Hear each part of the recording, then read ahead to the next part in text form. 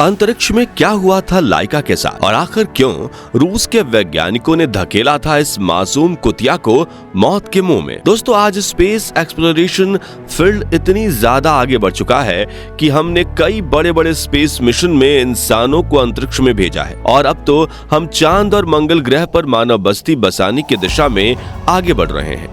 लेकिन क्या आप जानते हैं कि लाइका नाम की फीमेल डॉग ना होती तो शायद हम में से किसी का भी अंतरिक्ष में पहुंच पाना मुश्किल था। जी हाँ, लाइका इस दुनिया की वो पहली लिविंग स्पीशीज थी जिसने एक लंबी अंतरिक्ष यात्रा की थी। लेकिन क्या लाइका वाकई में खुशकिस्मत डॉग थी? और कैसे ये लाइका के जीवन के वो आखिरी पल जिसमें वो चाहकर भी अपनी दर्दनाक कहानी किसी को सुना नहीं सकती थी, और क्यों लॉन्च के एक दिन पहले इस मिशन के साइंटिस्ट व्लादिमीर लाइका को अपने घर ले गए थे, जानने के लिए वीडियो को अंत तक जरूर देखिए। समय था 1950 के दशक का।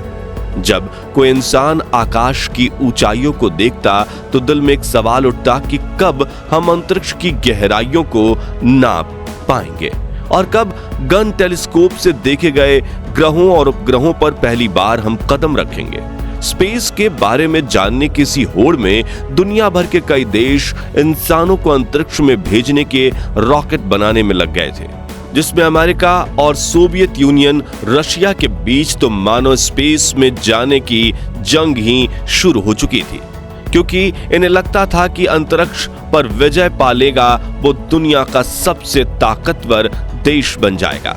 मगर इंसानों को धरती के वातावरण से बाहर भेजना वैज्ञानिकों के लिए काफी चुनौती भरा काम था, क्योंकि हमें अंतरिक्ष के बारे में ज्यादा कुछ पता नहीं था। इसलिए हमेशा की तरह इंसानों ने अपनी जरूरतों को पूरा करने के लिए बेजुबान जानवरों का सहारा लेने का फैसला किया और स्पेस मिशन में इंसान जीवित रह पाएगा या नहीं, ये जानने के लिए वैज्ञानिकों ने अलग अलग प्रजातियों के जानवरों को स्पेस में भेजने का निर्णय लिया। सबसे पहले रॉकेट के साथ साल 1948 में नासा ने एल्बर्ट 1 नाम के बंदर और कुछ कीड़ों मकोड़ों को अंतरिक्ष में भेजा था, मगर ये एक सब ऑर्बिटल मिशन था, यानी इन स्पेस में रुकना नहीं था, बस अंतरिक्ष के कोने को छूकर वापस आ जाना था। ऐसे ही समय बीतता गया और आया साल 1957, जब रशिया अपने सोवियत स्पेस प्रोग्राम के चलते अंतरिक्ष में भेजने के लिए स्पेस सैटेलाइट डिजाइन कर रहा था। वहीं लाइका रशिया के मॉस्को शहर की सड़कों पर आवारा कुत्तों की तरह रहती थी। उस वक्त लाइका की भी उम्र 3 साल थी और उसे इस बात का बिल्कुल भी अंदाजा नहीं था कि जीवन का ये साल उसकी पूरी जिंदगी ही पलट कर रख देगा। इस बीच 4 अक्टूबर 1957 के दिन रशिया ने अपने पहले आर्टिफिशियल अर्थ सैटेलाइट स्पुतनिक 1 को सफलतापूर्वक लॉन्च करके लो अर्थ ऑर्बिटर में भेज दिया था। मात्र 23 इंच डायमीटर वाले इस लोहे के बॉल पर चारों रेडियो एंटेनाज लगे हुए थे। हालांकि इस सैटेलाइट में ज्यादा उपकरण तो नहीं थे, लेकिन रशिया के लिए ये एक बड़ी जीत थी, क्योंकि इस मिशन से उन्होंने स्पेस रेस में पहली बाजी मार ली थी। जिसके बाद रशिया के वैज्ञानिकों में यह उत्सुकता जागने लगी और अमेरिकी स्पेस एजेंसी नासा की होंडा होड़ में सोचा कि क्या होगा अगर हम अपने इसी सैटेलाइट में किसी जीवित प्राणी को बिठाकर अंतरिक्ष में भेजें। और काफी रिसर्च करने के बाद वो इस निर्णय पर आए कि हम एक डॉग को अंतरिक्ष में भेजेंगे, क्योंकि एक तो वो हर चीज काफी जल्दी सीख जाते हैं और दूसरा उन्हें बिठाने के लिए स्पेसक्राफ्ट में जगह बहुत कम लगेगी। तो जब वैज्ञानिकों ने ये बात प्रशासन के सामने रखी, तभी रूस के प्रशासन ने इसके लिए हामी भर दी। लेकिन उन्होंने वैज्ञानिकों को टारगेट दिया कि आप ये मिशन 1 महीने के अंदर ही करें, क्योंकि उस समय अमेरिका और रशिया के बीच कोल्ड वॉर चल रहा था, जिसके चलते दोनों देश जल्द से जल्द स्पेस मिशन करके एक दूसरे को नीचा दिखाने में लगे हुए थे। अब सरकार की ये बात सुनकर रूस के वैज्ञानिकों ने हड़बड़ी में आकर सिर्फ 4 हफ्तों में एक स्पेसक्राफ्ट डिजाइन किया, जिसका जुर्माना आगे चलकर लाइका भुगतने वाली थी। रशिया ने अपने इस स्पेसक्राफ्ट का नाम रखा था स्पुतनिक 2, जिसे खास तौर पर एक कुत्ते के लिए डिजाइन किया गया था। इस अंतरिक्ष यान में एक लाइफ सपोर्ट सिस्टम लगा हुआ था, जिसमें carbon dioxide absorber, oxygen generator और डॉग के शरीर को ठंडा रखने के लिए एक फैन रखा हुआ था। इसी के साथ इसमें 7 दिन जीवित रहने के लिए थोड़ा खाना और स्टूल व यूरेन वेस्ट को कलेक्ट करने के लिए एक बैग रखा गया था। इस स्पेसक्राफ्ट का केबिन स्पेस इतना कम था कि इसमें घूमना फिरना तो छोड़ो बल्कि हिलने डुलने के लिए भी जगह नहीं थी।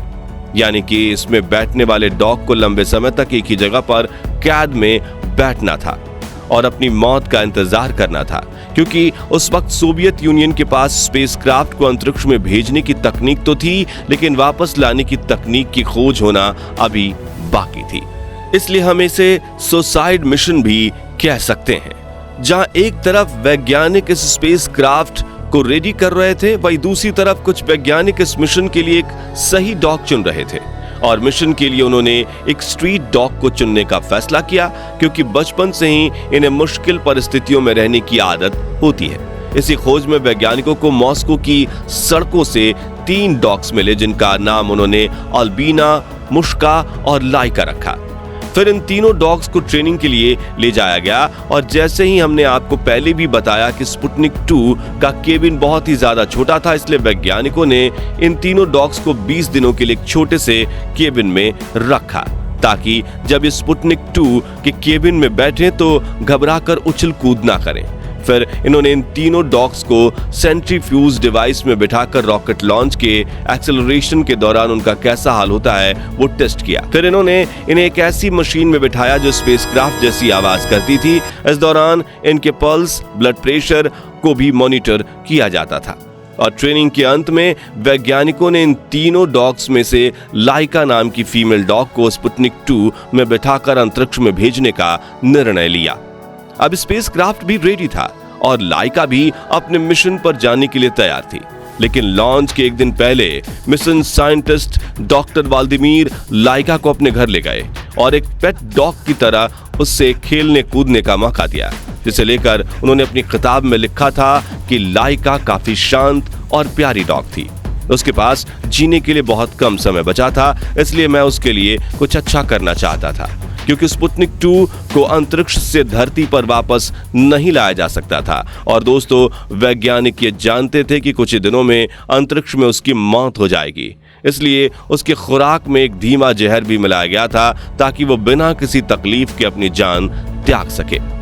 अब मिशन का मुख्य लक्ष्य ये था कि अंतरिक्ष में मरने से पहले लाइका के शरीर का डेटा इकट्ठा किया जा सके।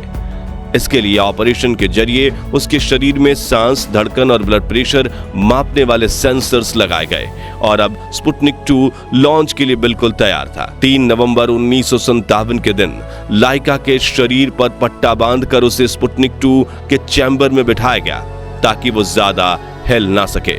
फिर लाइका के स्पेसक्राफ्ट को आखिरी बार बंद करने से पहले एक तकनीशियन ने उसके नाक पर चूमकर अलविदा कहा, क्योंकि लाइका को छोड़कर हर कोई जानता था कि वो कभी वापस नहीं आएगी। और इसी दिन शाम के 7:22 पर रॉकेट ने उड़ान भरी और वो स्पुतनिक 2 को अंतरिक्ष में ले जाने लगा, लेकिन तकनीकी खराबी की वजह से रॉकेट का एक हिस्सा स्पुतनिक 2 से अलग ही नहीं हो पाया, जिससे इस अंतरिक्ष यान का तापमान बढ़ने लगा और उड़ान के चौथे सर्किट के दौरान लाइका की मौत हो गई थी। दोस्तों, एक जीवित प्राणी को स्पेस में भेजने के लिए सही स्पेसक्राफ्ट बनाना 28 दिन में तो संभव नहीं था।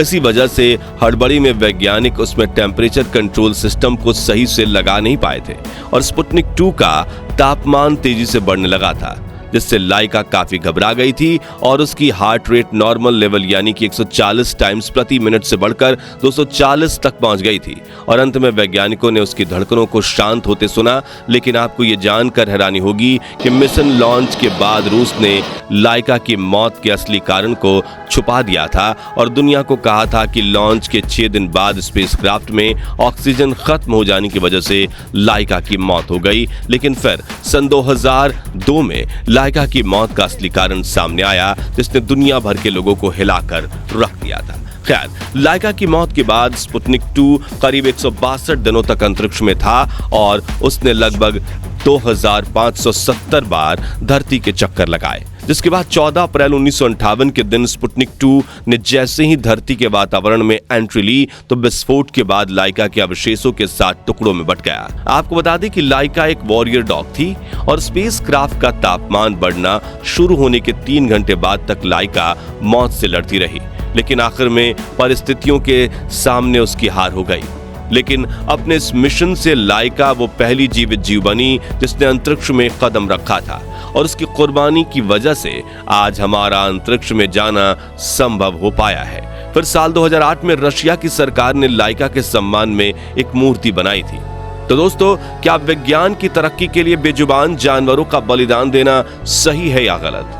इस बारे में अपनी राय हमें कमेंट सेक्शन में बताना बिल्कुल भी ना भूलें। अगर आपको ये वीडियो अच्छा लगा हो तो जल्दी से इसे लाइक और शेयर जरूर कीजिए। साथ ही अंतरिक्ष से जुड़े ऐसे ही वीडियोस देखते रहने के लिए हमारे चैनल को सब्सक्राइब करके पास वाली घंटी को जरूर दबा दीजिए। धन्यवाद।